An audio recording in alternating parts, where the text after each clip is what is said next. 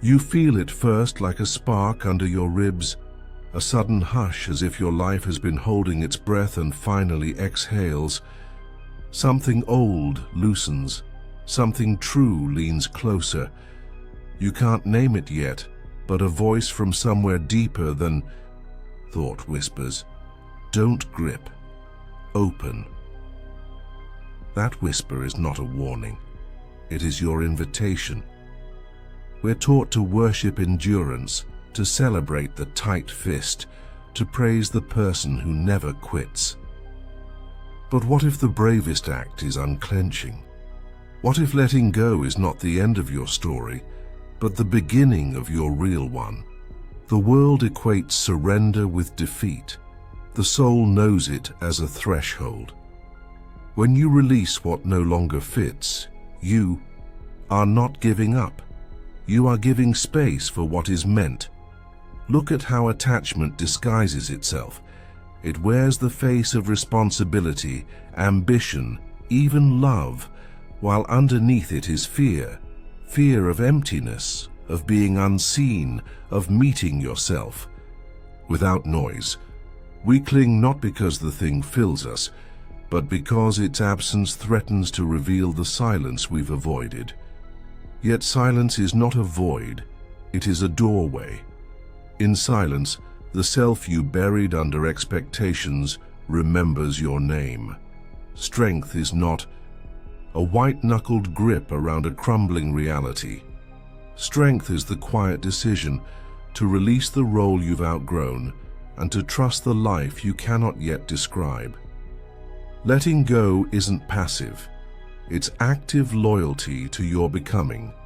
It's a refusal to barter your integrity for the comfort of the familiar.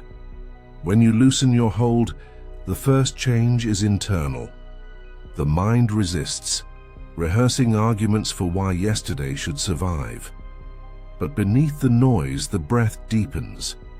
Your nervous system notices you've stopped arguing with reality. The body, long conscripted into vigilance, tastes relief. This is not collapse. This is coherence. There is an order woven into existence that does not shout. It moves like tidewater, reshaping shorelines by returning and returning again. When you stop forcing, that order has room to work. Doors do not appear because you beg them into being. They appear because you finally made room to see them. Possibilities that were always near step into focus once you step out of the way. You will grieve the version of you who survived by gripping. Offer them gratitude. They got you here. But survival is not a home, and vigilance is not love. You are allowed to retire the strategies that kept you small. You're allowed to outgrow the rooms that once felt safe. You are allowed to trust the pull that asks for a larger life. Letting go does not erase devotion, it purifies it. You will still care, but your caring will no longer be a performance for worthiness. You will still work, but your work will not be a disguise for fear. You will still love, but love will be chosen from wholeness, not from hunger.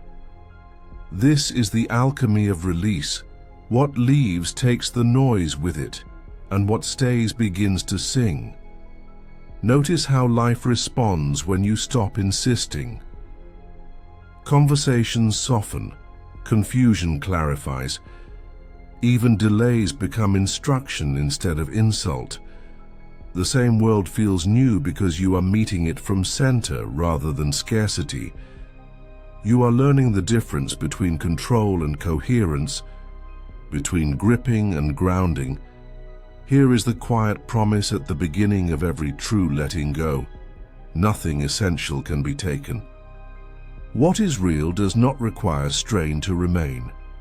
If you must contort yourself to keep it, it isn't aligned. If it is aligned, it will not ask you to abandon yourself to stay. Let that criterion guide you. So start with one small release. a belief that keeps you braced, a script that keeps you shrinking, a habit that keeps you numb. Place it down even for a day and listen to what rises in the space it leaves. That rising is you, less decorated, more honest. Keep choosing that voice. Keep choosing the path. That feels like truth rather than performance. The spark beneath your ribs was not random. It was remembrance. When you honor it, the air changes, the room changes, you change, and the life that could not find you while you were hidden begins, at last to arrive. You do not have to transform your whole life overnight. Begin with a single courageous yes to yourself. Pause before you reply out of habit. Breathe before you rescue what doesn't want repair. Let one small truth be spoken where you used to smooth the edges. Notice the relief that follows honesty. Let that relief teach you.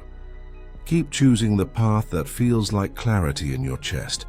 Clarity is expensive, but confusion costs more. Choose clarity again and again until it becomes your native weather. What if the control you're chasing is the very thing keeping your life small? Sit with that. We build elaborate defenses, calendars, contingencies, careful personas, believing control will protect us from pain. But control protects us mostly from depth. It flattens the mystery into a plan and calls the plan safety. The soul is not interested in a life that is merely managed.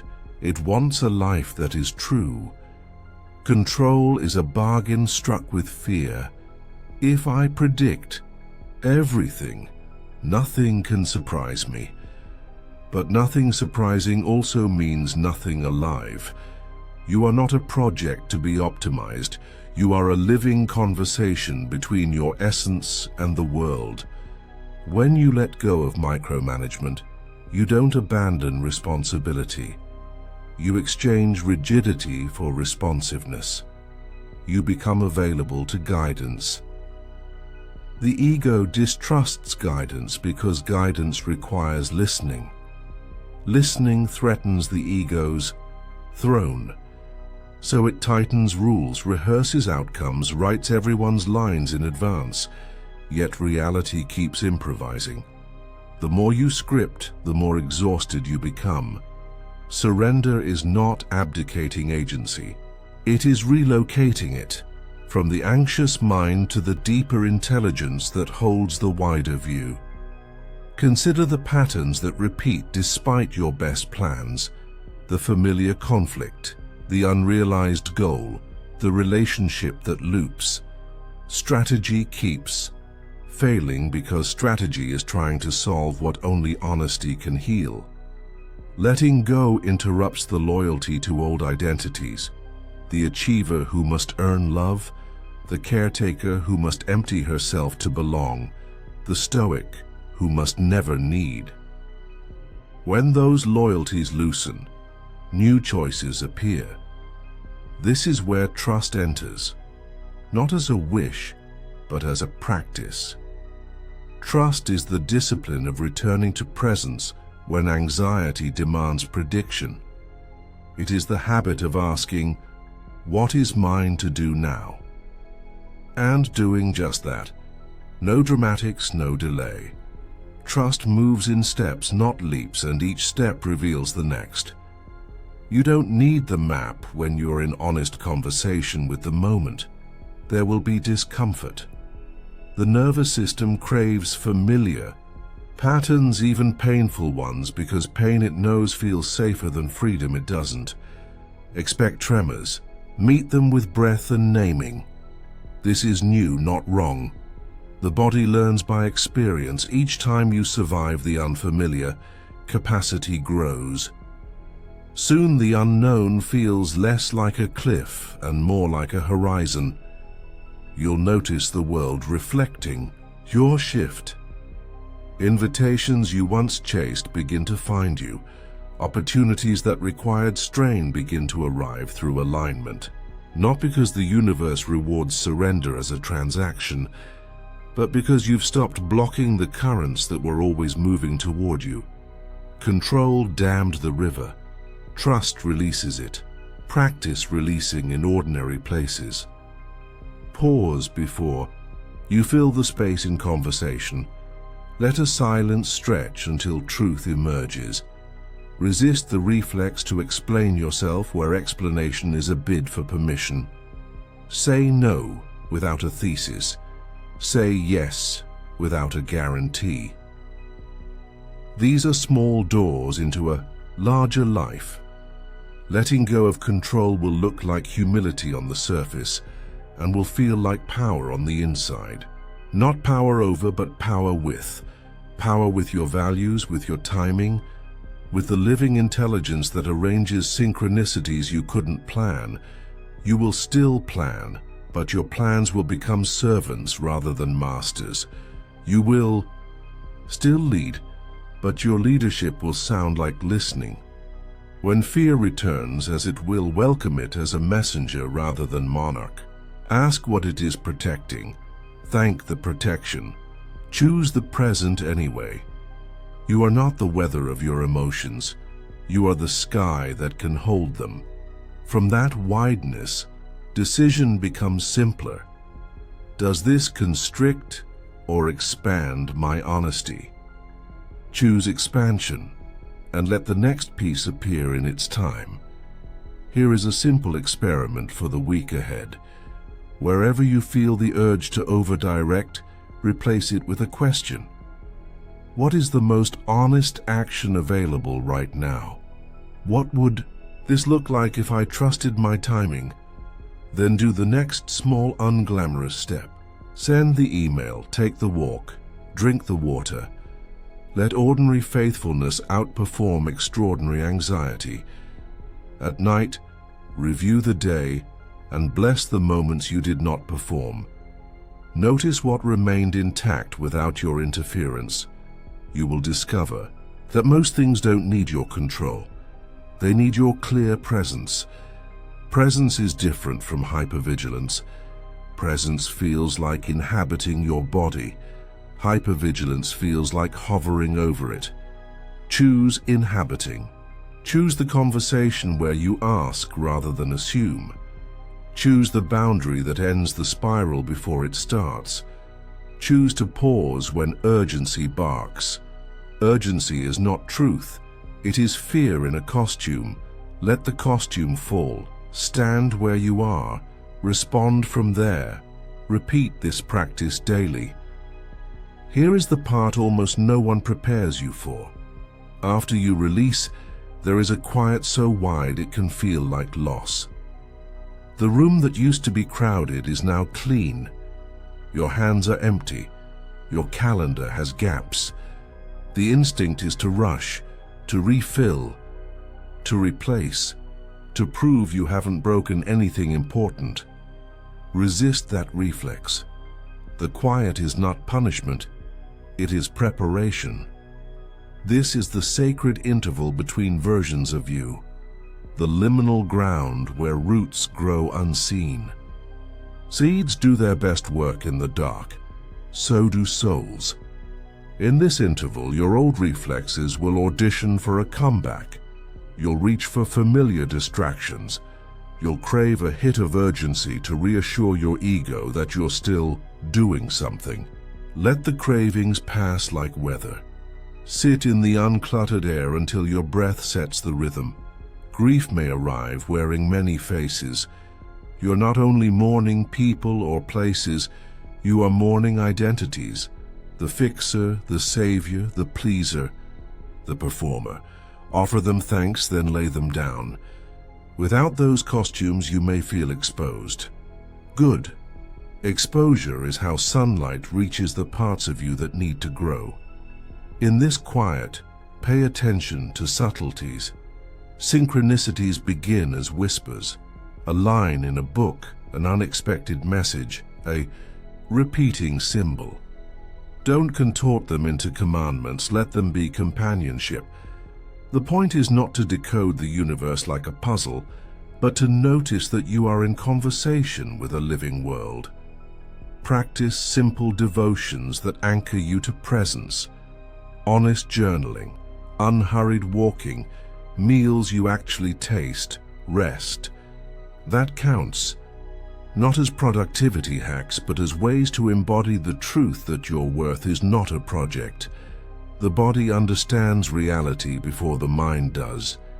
Treating yourself as already worthy teaches every system to relax into alignment. There will be days when the emptiness feels enormous. On those days, name what is leaving and what is arriving.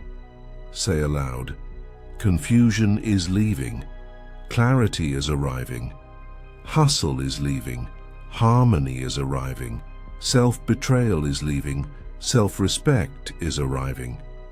Language is not magic, but it is medicine.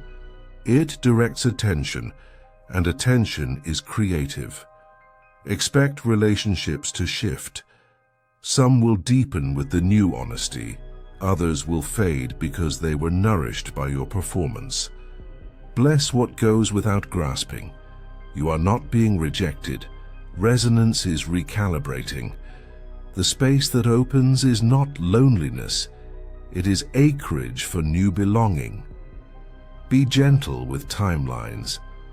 Becoming resists clocks. You cannot rush a season without harming the harvest. The mind wants guarantees. The soul wants integrity. Keep choosing integrity and let time do the work only time can do. You will not miss what is truly yours by moving at the pace of truth. Notice the small uprisings of joy that appear uninvited. A laugh that surprises you. A morning that feels kind, an ease in your chest where there used to be armor. These are signs that the new center is forming. Let them be enough for now. Trust compounding. The way little honest choices accrue into a life that fits. The quiet between stories is where your voice changes. Tone softens, demands dissolve. Gratitude returns for no reason. When anxiety insists you must act, ask, is this action aligned or is it escape? Choose aligned action, even if that action is rest. Rest is not absence of progress, it is the soil of it. One morning you will wake and realize the emptiness is not empty, it is spacious. Spaciousness is permission.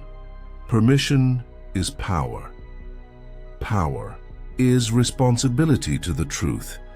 And truth, once it has room, writes a different ending than fear ever could. If impatience prowls, give it a task that honors the season. Write a letter you never send to the chapter that ended. Name its gifts and its costs. Walk a familiar street as if you've never seen it, and let your senses report. Color, texture, fragrance, temperature. Call a friend who doesn't need you. To be impressive and tell one true thing. Let simple rituals keep you company, while deeper architecture rearranges itself. Architecture is the right word. You are not decorating your life. You are rebuilding its load-bearing walls. That takes time, and it is holy work. Trust the craftsman pace. Trust the blueprint you can feel but not yet see. When doubt visits at 3 a.m., meet it with gentleness. Of course you're scared. It's new here. Place a hand over your heart. Breathe until the body remembers you are safe enough to rest. Morning always tells a kinder story than midnight. As the weeks pass, you'll find yourself laughing in ordinary places again. That laughter is proof. Room has been made. Keep it clear. Guard it with decisions that match your becoming. Small joys signal change. After the quiet comes a new gravity, a pull toward what matches your uncluttered self. You will feel it in conversations that nourish instead of drain, in work that asks for your creativity instead of your camouflage, in boundaries that feel like kindness rather than walls. This is resonance beginning its work. You are no longer chasing, you are choosing, and what you choose begins to choose you back. Resonance is not mysticism, it is the honest physics of inner life. Like meets like. When you stop broadcasting from scarcity, the feedback loop changes. You don't magnetize perfection, you magnetize alignment. People who only recognize the version of you who hustled for belonging will drift. People who recognize the you who is rooted will appear. Let the tide do its sorting. Your yes will grow quieter and more potent. Your no will grow cleaner and faster. You will stop over-explaining. You will stop auditioning. You will notice how much of your past fatigue was the cost of pretending. Relief will feel like energy returning to its owner. With that energy, you will build slowly, deliberately, what actually fits. Opportunities will arrive that your old self would have taken for status, but your new self declines for sanity. Declining will sting at first. Then it will feel like a rescue. The metrics you used to chase, approval, speed, spectacle, will lose their shine. New metrics arrive. Depth, congruence, peace that lasts through Monday. Practice discernment as devotion. Ask of every commitment, does this strengthen my center or scatter it? Does this ask me to shrink or to stand honest? Good opportunities can still be wrong for you. The right ones feel like recognition, not seduction. They require effort, yes, but not self-abandonment. Resonance also reveals lingering entanglements, habits that still numb, stories that still tighten, rooms that still demand your disguise. Don't condemn yourself for meeting them again. Meeting them is the curriculum. Each encounter is another chance to choose the truer pattern.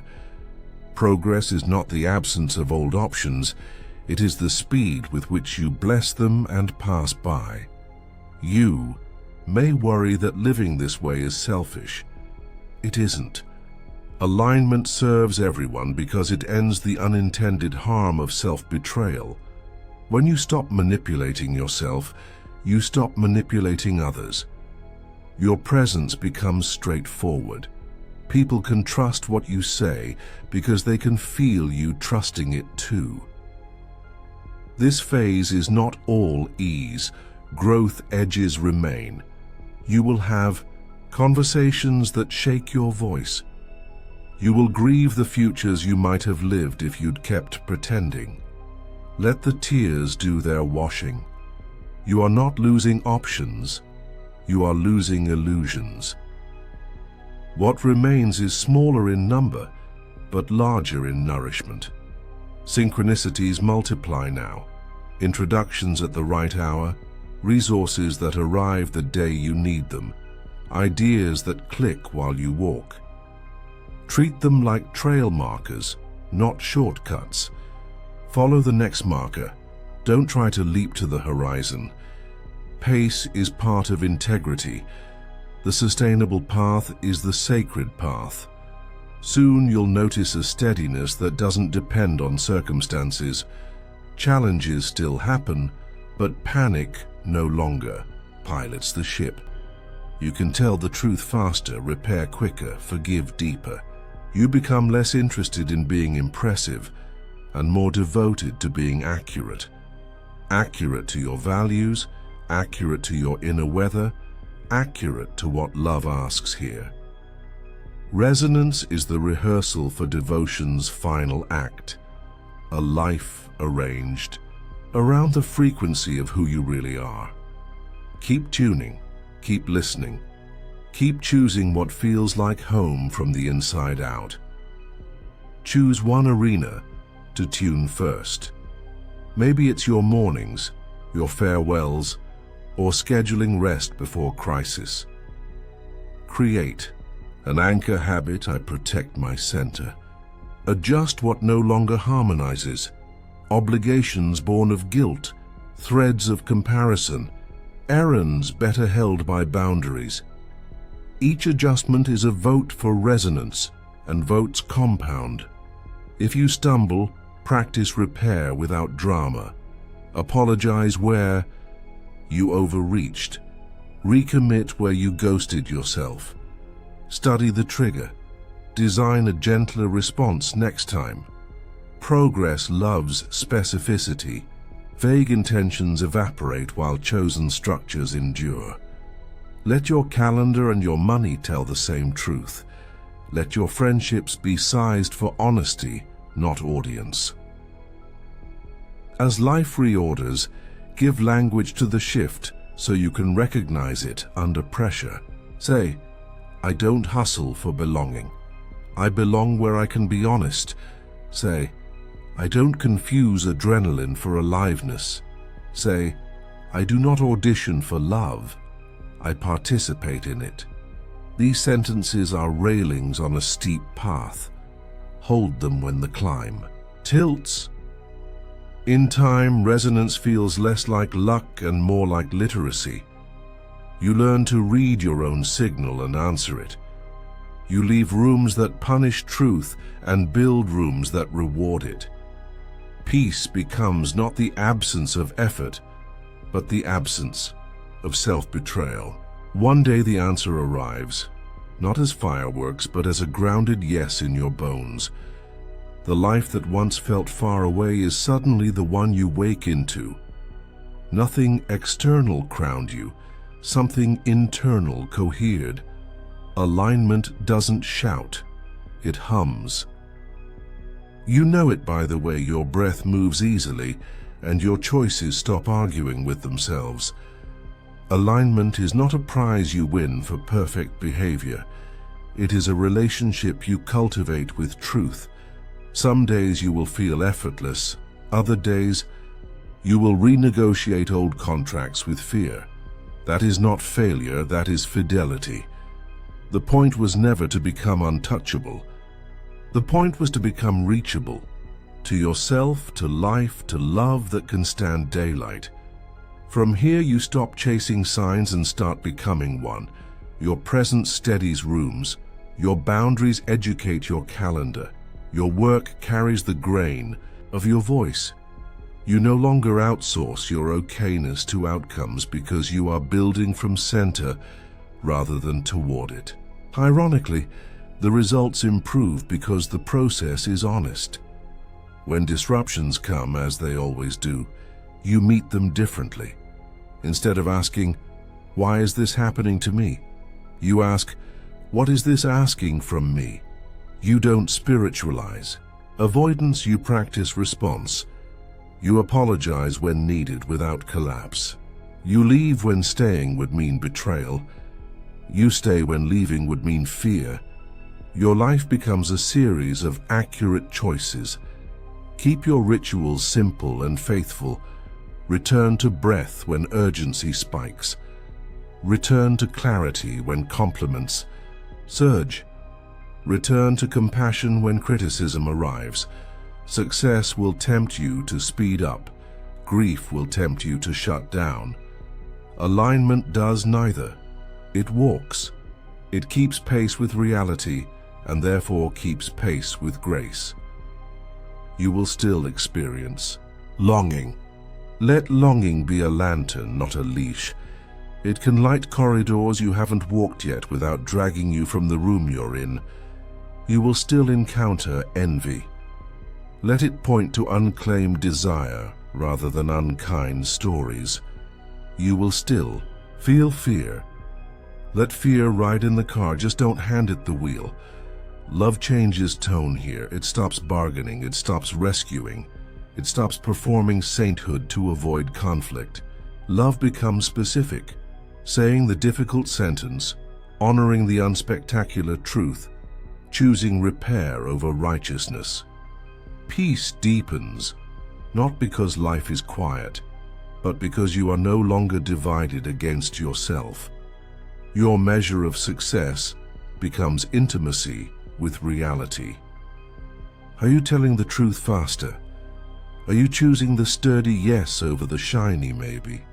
Are you ending what cannot be healthy with kindness but finality? Are you resting in ways that make you more human rather than more efficient?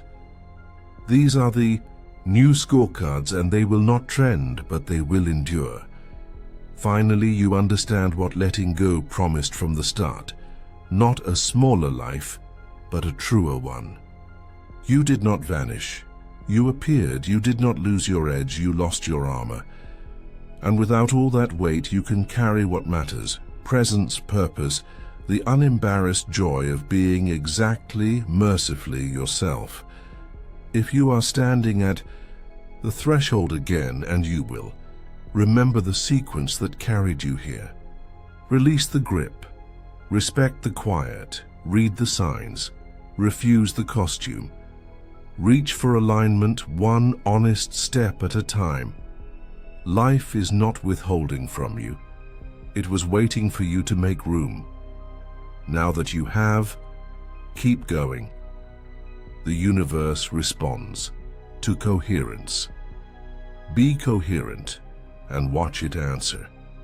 Make one promise to protect this coherence. Choose truth at the smallest fork. Not dramatic truth, daily truth that aligns words with your insides. Return to it in crowded rooms and in empty kitchens. Return when praised, so praise doesn't edit you, and when blamed, so blame doesn't erase you. This is how alignment survives. Weather. Give your desires language without deadlines. Say what you want with an open hand, then keep showing up for what is here. Wanting and waiting can be loyal. You won't miss your life by being present. When fear says you're naive, answer with receipts. List the moments surrender served you better than struggle. The talk that softened when you stopped defending. The opening that appeared when you released urgency. The peace that returned when you told the truth. These aren't accidents. They are a pattern, a universe fluent in coherence. Remember the old equation: less pretending equals more power. Power here means acting in alignment even when it costs approval. You will sleep better. You will speak simpler. You will love cleaner. When the next threshold arrives, and it will, you'll know what to do. Begin again. Release what is finished. Respect the quiet. Read the signs. Reach for the life that matches your frequency. One honest step at a time. Truly,